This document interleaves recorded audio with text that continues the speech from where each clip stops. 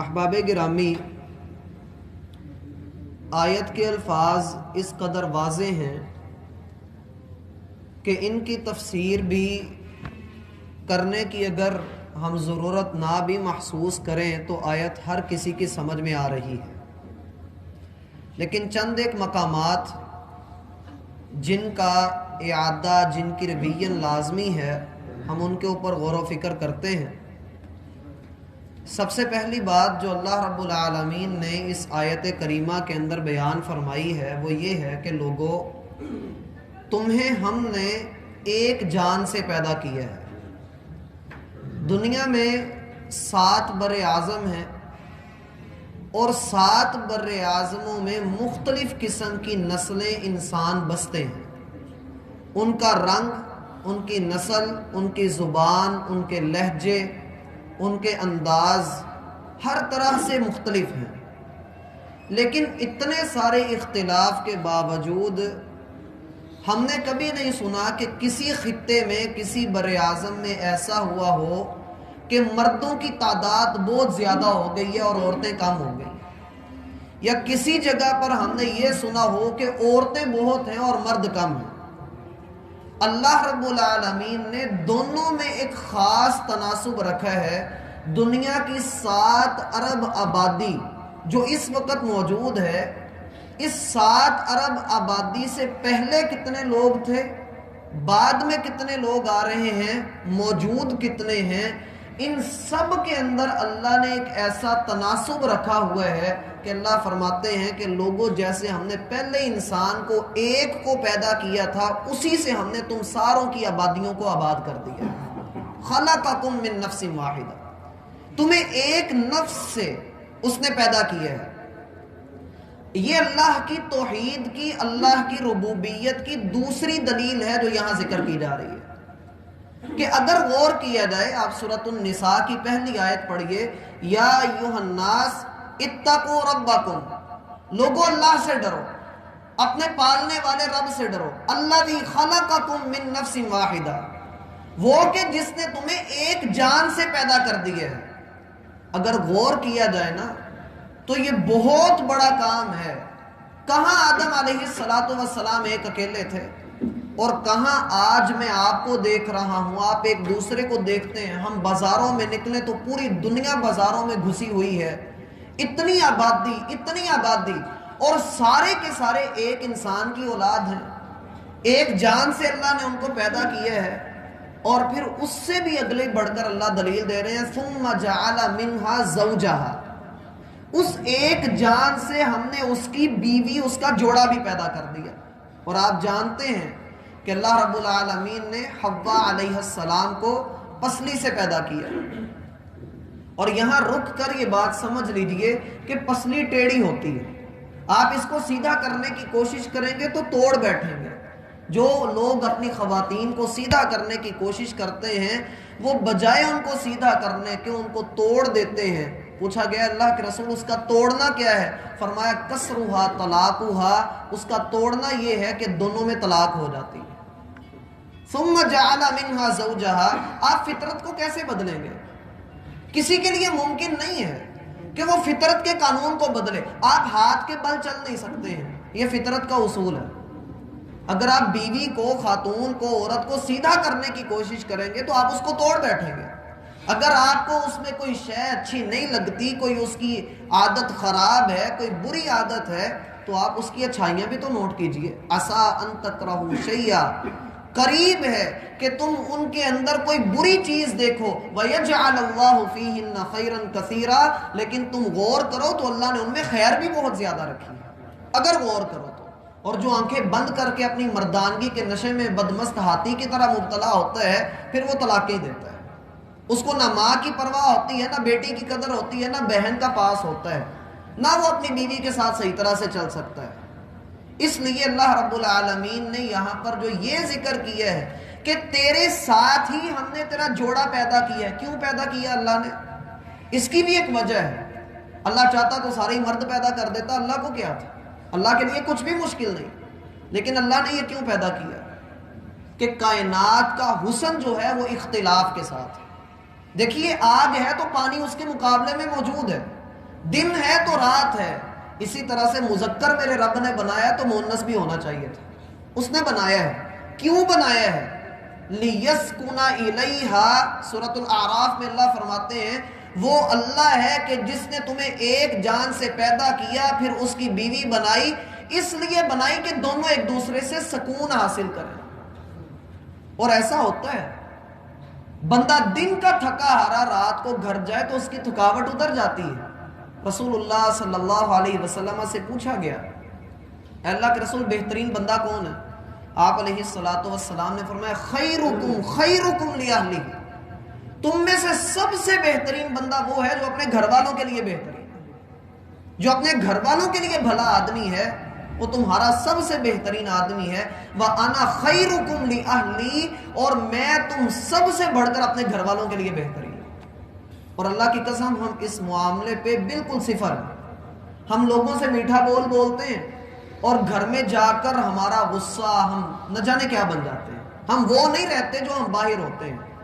اس کی وجہ کیا ہوتی ہے؟ اس کے پیچھے ایک وجہ ہماری یہ ہوتی ہے میں سارا دن کا تھکا رہا, میں سارا دن کاروبار میں گھسا رہا, گاہکوں کے ساتھ سر کھپائی کرتا رہا. اب میں گھر جاؤں نا تو بس میرے آگے پلکیں بچھائی جائیں, کوئی میری مرضی کے خلاف بات نہ کرے.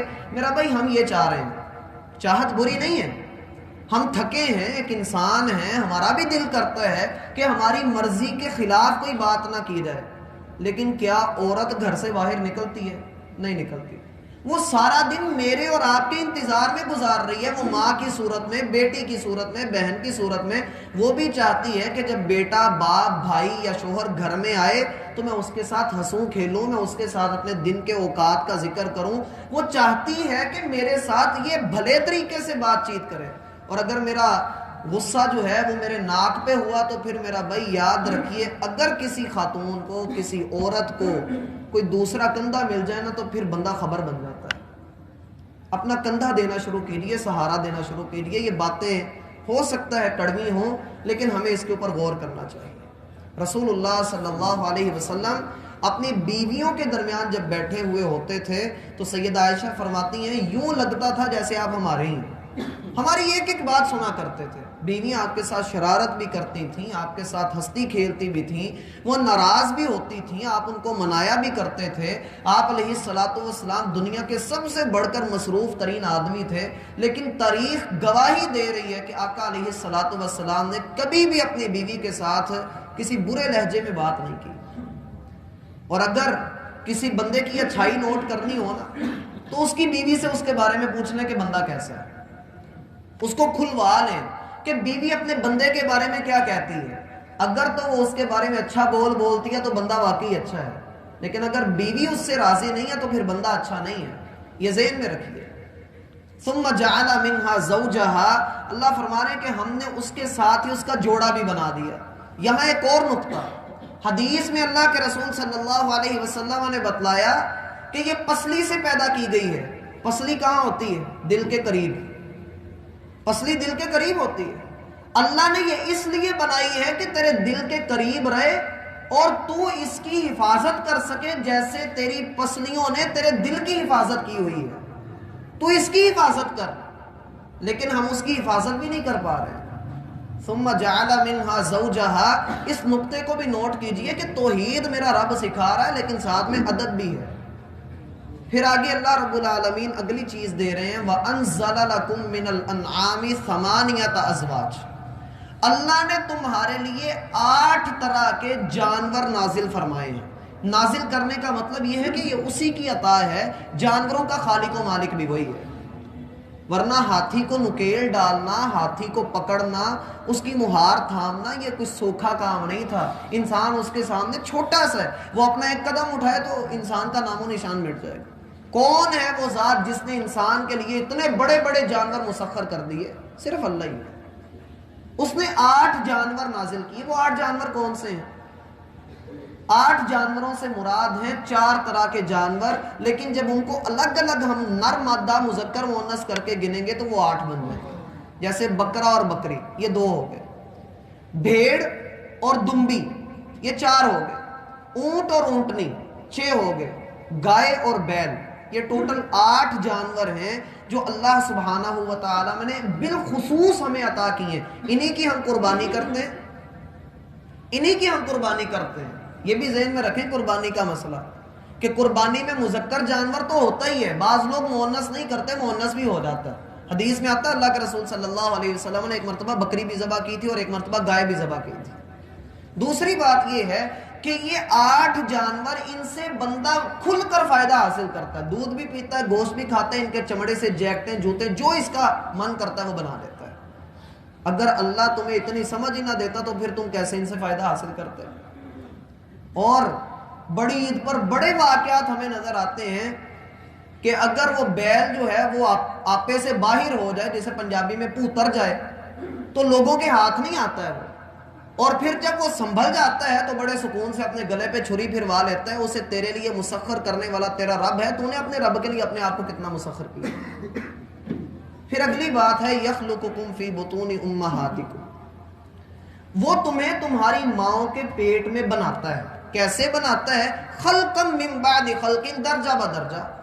آپ جانتے ہیں اللہ رب العالمین فرماتا ہے کہ بندے کو ہم نے پیدا کیا ہے. ہر انسان بلندی چاہتا ہے، ہر انسان چاہتا ہے کہ میں اونچا ہوں، میں چمکتا ہوا ستارہ ہوں، لوگ مجھے جانتے ہوں، لوگ میرے بارے میں سوچتے ہوں، پوچھتے ہوں میرے بارے میں. یہ بلندی چاہ رہا ہے. ہم اکثر یہ بھی پوچھتے ہیں بھائی آپ کا اسم کیا ہے؟ بھائی تھک تو نہیں رہے؟ کہا آپ کا اسم کیا ہے؟ اسم کا معنی ہوتا ہے نام، اسم کا ایک معنی ہوتا ہے بلندی. بھائی آپ کی پہچان کیا ہے؟ اللہ فرماتے ہیں والسماء والطارق، قسم ہے ہمیں بلندیوں والے آسمان کی اور چمکتے ہوئے ستارے کی. ما ادراک ما الطارق، بھائی تو کیا جانے کہ طارق کیا ہے؟ النجم الثاقب، وہ چمکتا ہوا ایک ستارہ ہے. فَلْيَنْظُرِ الْإِنسَانُ مِمَّا خُلِقَ، اب انسان جو بلندیوں کا متلاشی ہے، ان کا طالب ہے، چاہتا ہے کہ دنیا والے اس کو دیکھیں، اس کا نام لیں، اس کے آٹوگراف لیں. اسے چاہیے کہ یہ دیکھیں یہ پیدا کہاں سے کیا گیا ہے. خُلِقَ مِن مَاءٍ دَافِقٍ، تیرے جسم سے نکلتا ہوا اچھلتا ہوا جو پانی ہے، تیرے رب نے اس گندے پانی سے، ماں کی چھاتیوں سے نکال کر اور باپ کی پشت سے نکال کر، اس کے اختلاط کے ساتھ ایک گندے پانی سے، گندے مادے سے اس کو پیدا کیے ہے. فَجَعَلْنَاهُ سَمِيعًا بَصِيرًا، اس چھوٹے سے قطرے کو گوشت کی شکل دینے والا، پھر گوشت کو ہڈی میں بدل کر اس پر گوشت چڑھا کر سبح اسم ربک الاعلی، تعریف تیرے رب کی ہے، پاکیزگیاں اس کے لیے ہیں جو خود بھی اعلیٰ ہے. الذی خلق فسوا، جس نے تجھے پیدا بھی کیا، پھر سیدھا سیدھا کر کے تیرے جوڑ مضبوط کر کے پھر تجھ میں اپنی روح پھونکی، اور پھر تو اس کے سامنے سر نہ جھکائے تو پھر تیرے اوپر ماتم ہی کیا جائے. تو بے وقوف ہے.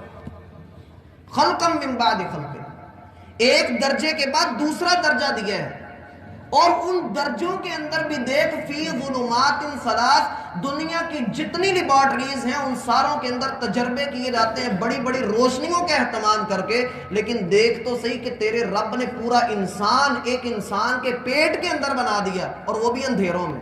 اور ایک اندھیرا نہیں، 3 اندھیرے ہیں. پہلا اندھیرا ہے پیٹ کا اندھیرا، دوسرا اندھیرا ہے بچہ دانی کا اندھیرا، اور تیسرا اندھیرا ہے جس جھلی میں بچہ لپٹا ہوا ہوتا ہے اس کا اندھیرا. یہ اتنا بڑا پروسیس 3 اندھیروں میں ہو رہا ہے. جو رب ان اندھیروں میں دیکھ رہا ہے، جب تو گناہ کرتا کیا تب نہیں وہ تجھے دیکھتا؟ اندھیرے میں گناہ کرنے والے اپنے رب سے ڈر، جو اندھیروں کو پیدا کرنے والا ہے وہ اندھیروں میں دیکھ بھی سکتا ہے. اور اس اندھیرے کی تو بات ہی نہ کریں، اس سے بڑھ کر بھی اندھیرے آئے تھے. یونس علیہ السلام مچھلی کے پیٹ میں ہے، پیٹ کا اندھیرا، سمندر کی گہرائی کا اندھیرا، پھر رات کا اندھیرا.